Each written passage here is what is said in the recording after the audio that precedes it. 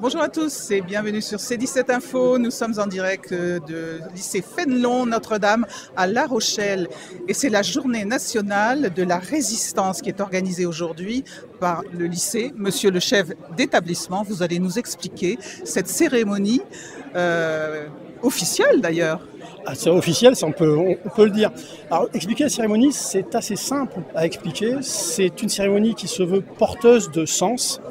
En effet, on va commémorer la journée de la résistance, mais l'idée aussi, c'est de faire un passage de témoin entre la génération passée qui a vécu ces choses et les générations futures, nos élèves. C'est un élément parmi tout un projet, ou parmi des projets, qui se constitue une espèce de puzzle qui a là un point d'orgue aujourd'hui, mais il y en a eu déjà avant, il y en aura d'autres après.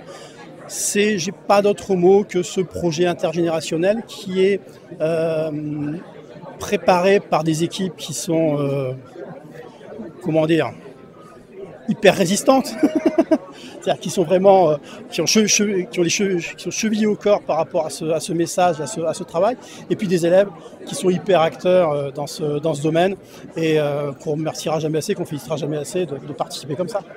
Alors justement, l'actrice principale, je vais dire, c'est Yasmine Labrousse, professeure d'histoire-géographie, et vous allez nous expliquer le pourquoi et comment, quel a été le fil de cette idée en fait, pour vous et pour vos élèves. Très bien, je voudrais juste préciser que j'ai avec moi toute une équipe de collègues très engagés, voilà, toute une équipe enseignante, et depuis très longtemps, au sein de notre établissement, il y a un vrai engagement pour le devoir de mémoire.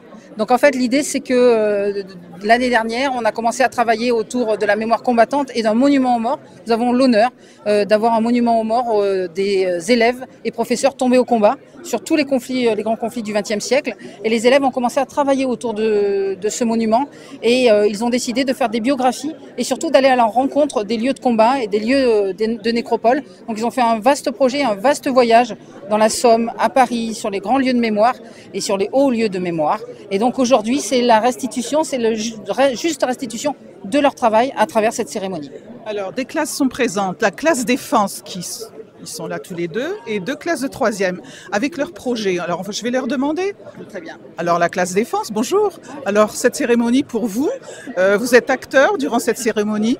Oui, bien évidemment, on est acteur de la cérémonie, étant donné qu'on fait partie de la classe défense et qu'on est, partenaire, on est parrainé par la gendarmerie de Lorient, la gendarmerie maritime, et on est aussi encadré par la BSL qui est juste à côté du lycée Fénelon.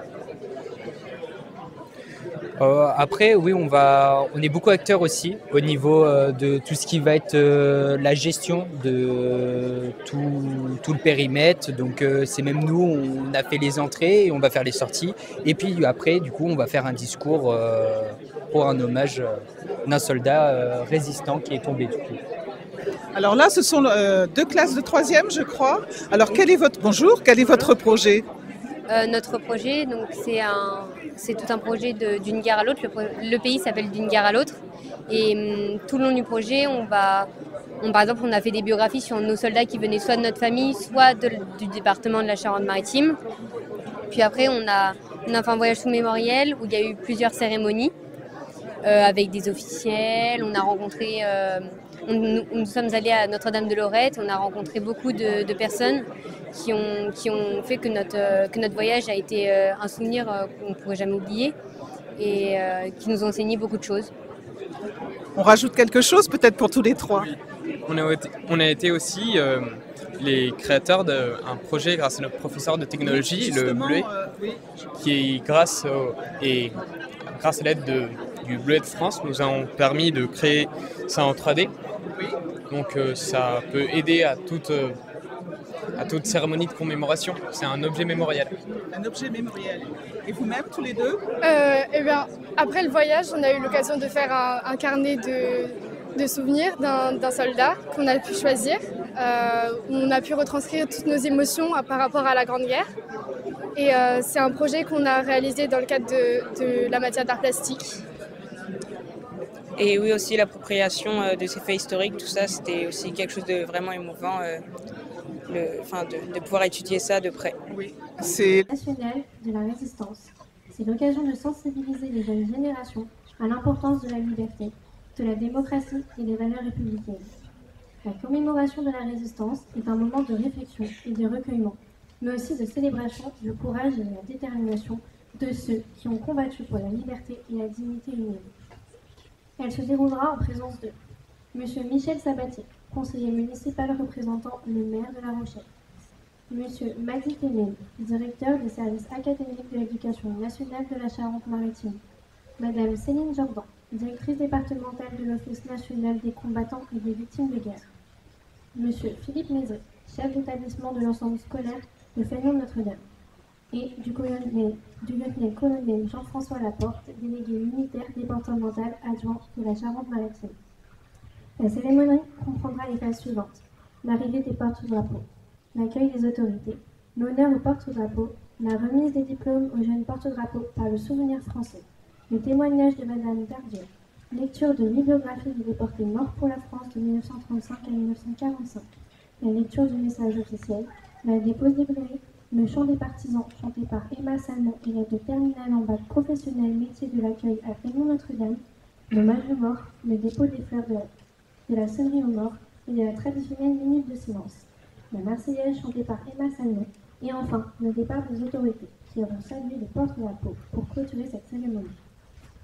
Nous vous remercions de bien vouloir éteindre vos portables et d'observer le silence pendant l'hymne national et l'hommage aux morts.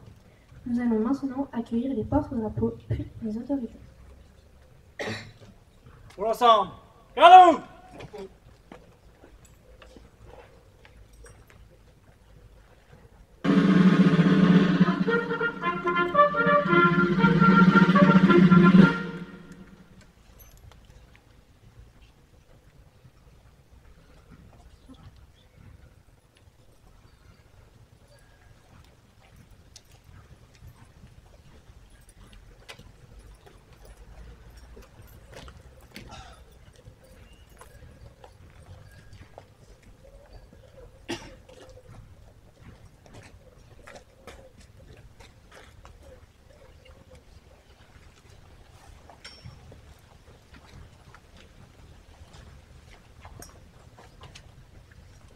Repos.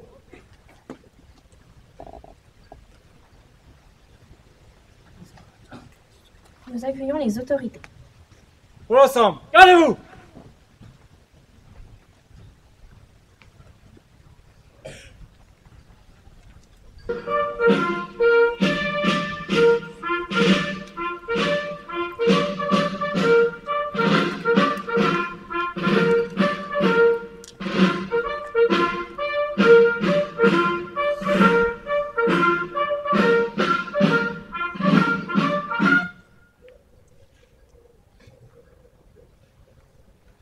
Au drapeau!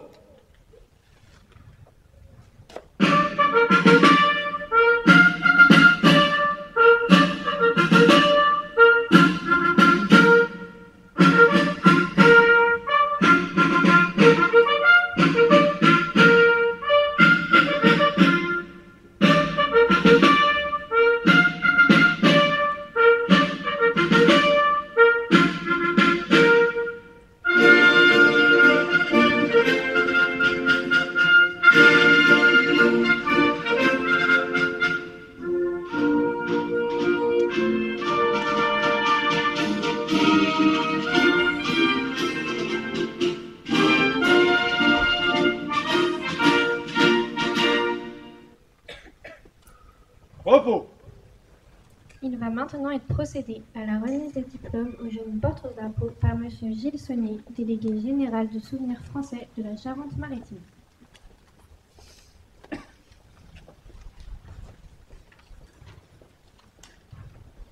Cette cérémonie est l'aboutissement d'un partenariat fructueux entre le Souvenir français et l'établissement scolaire privé Fénelon-Notre-Dame, initié par Mme Yasmine Labrousse, professeuse d'histoire-géographie avec le soutien de ses collègues enseignants, de M. Philippe Misery, directeur de cet établissement, et du personnel administratif.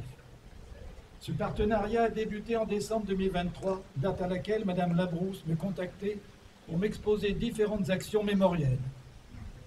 La première de ces actions concerne la seconde vie des drapeaux. Elle a été créée par le Souvenir français, désireux d'éviter que les drapeaux des associations patriotiques dissoutes ne tombe dans l'oubli. Pour ce faire, l'association dissoute remet son drapeau au souvenir français qui va le confier à un collège ou à un lycée. Les élèves assumant la fonction de porte-drapeau feront vivre ce drapeau en participant à diverses cérémonies patriotiques. C'est ainsi qu'en septembre 2024, Fénelon-Notre-Dame devenait le premier établissement scolaire de la Charente-Maritime à participer à cette opération en se voyant confier le drapeau ancien combattant victime de guerre, PTT 17, qui a été remis au jeune Damien Aymon Petou. Je me dois ici d'évoquer le prix Valentin Francy. Le 4 mars 2023, le jeune porte-drapeau du comité de Brive-la-Gaillarde, âgé de 21 ans, est retrouvé assassiné dans son domicile parisien. Afin que les valeurs portées par ce jeune homme perdurent au sein du souvenir français, il a été créé le prix Jeune porte-drapeau Valentin Francy. Les délégués généraux de chaque département proposent un candidat et c'est le conseil d'administration du souvenir français qui choisit le lauréat. Phare de son témoignage.